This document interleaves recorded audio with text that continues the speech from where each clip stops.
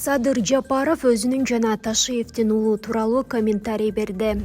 Өзгөн районундагы айланма жолдун курулушуна Камчыбек Ташиевдин уулу Таймурастын компаниясы катышып жаткандыгы тууралуу маалымат тарады. Бул боюнча Садыр Жапаров кабар агенттиги аркылуу жооп кайтарды.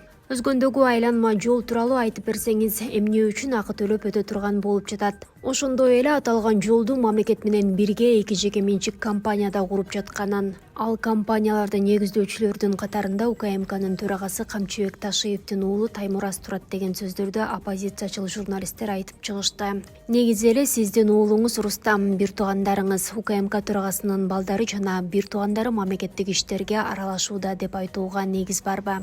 Өзгөндөгү айланма жолдун баштайын, ал жолду куруп баштар алдында өкмөт менен канча акча кетет, ал акчаны кайдан табабыз, канча убакыт өзүн актайт деп көпкө кеңештик. Эгер биз мамлекеттин акчасын салсак, ондогон жылда өзүн актайт экен. Мамлекеттин акчасын мындай узак долбоорлорго салсак туура эмес. Мамлекеттин акчасын өзүн тез актай турган долбоорлорго салышыбыз керек. Мамлекеттин акчаларын натыйжалуу, сарамжалдуу пайдаланышыбыз зарыл. Ошондуктан бул өзгөн айланма жолун эле эмес, өлкө боюнча бир топ жолдорду жеке менчик жактарга бергенге даярбыз. Эгер кимде ким салам десе, бүгүн бергенге даярбыз. Алар кайсы жолдор?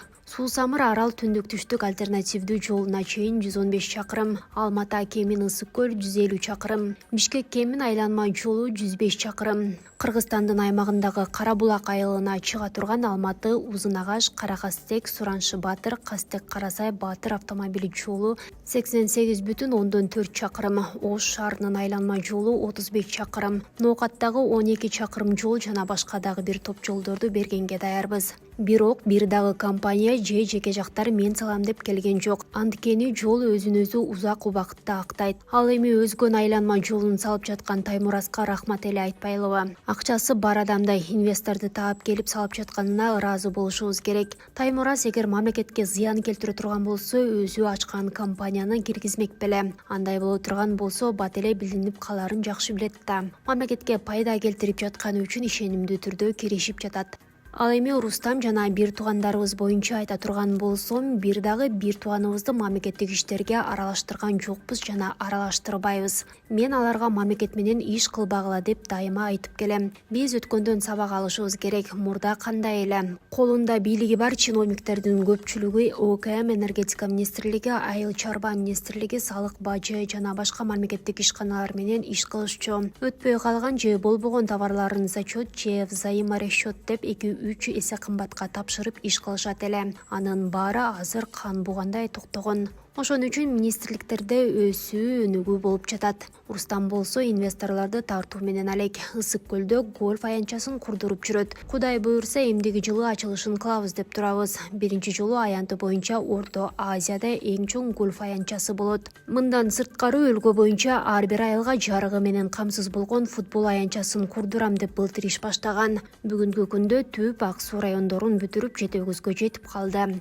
Азыр эми бир эле малда тигил жагы Баткенден, бул жагы Ат башыдан баштайбыз деп турушат. Алдыдагы 5 жылда өлкө боюнча бир дагы айыл футбол аянтчасыз калбайт деп жар салбай эле, мактанбай эле иштеп жүрүшөт. Таймураздагы муктаж адамдарга үйлөрүн куруп берип, жетим жесирлерге жардам берип жүргөнүн көрүп жүрөбүз. Кечээ жакында селдин кесепетинен улам үйү жараксыз болуп калгандарга үй салып берип жатат. Мурда президенттердин балдары качан берчү эле, тескерисинче келедешчү эмес беле, чынбы? Эң негизгиси мамлекетке зыян келтиришпесе болду. Жасап жаткан иштерин мамлекеттин иштери менен аралашпайт. Инвесторлор менен иштеп жатышат. Мен дайым баарына балдар, инвесторлор менен иштегиле. Өлкөгө инвесторлорду тарткыла. Тапкан пайдаңарды эч качан мамлекеттен тышка ташыбагыла. Тескерисинче сырттан мамлекетке ташыгыла. Мына ошондо Кудайдын алдында да, кыргыз элинин алдында да жүзүңөр жарык болот деп айтып турам. Биздин өлкөдө доллар менен өлчөнгөн 5-6 миллиардер, 200 миллионерибиз бар.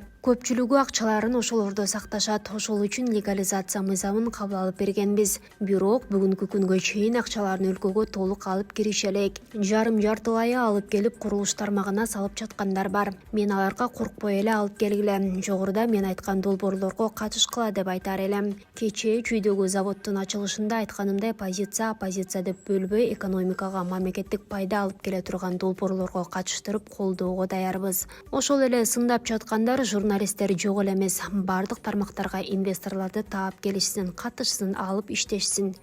Баса дагы бир чоң долбоор бар. Тамчы аэропортунун тушуна 5 жылдыздуу отель салып башташты. Ал жерде 90 гектар жер бар. 10 гектардан 9га бөлгөнбүз. 9 5 жылдыздуу отель курулат. Биринчиси башталды. 2 жылда ишке бересиңер деп талап коюп жатам. Өзүбүздүн ички инвесторлорду, олигархтарыбызды чакырам. Алгыла да салгыла. Бир эле талап 5 жылдыздуу отель салуу, аны 2 жылда ишке киргизүү. Кийин анан жердин баарын жалаң чет өлкөлүктөргө берип салыптыр деп чыгышпасын. Азиз Сурахматов деген жигитибиз мен бирөөнү салам деп жер сурады эле. Келсин, салсын, жерлер даяр, бүгүн бергенге даярбыз. Албетте, биринчи өзүбүздүн ички инвесторлорго басым жасасак жакшы болот. Себеби кийин тапкан таза кирешелери толук бойдон өзүбүздүн өлкөдө калат эле. Тыштан келген инвесторлордон деле зыян тартпайбыз. Акча кирет, жумуш орундары түзүлөт, салыктар түшөт жана башка. Бирок таза кирешелерин өздөрү да алып кетишет да.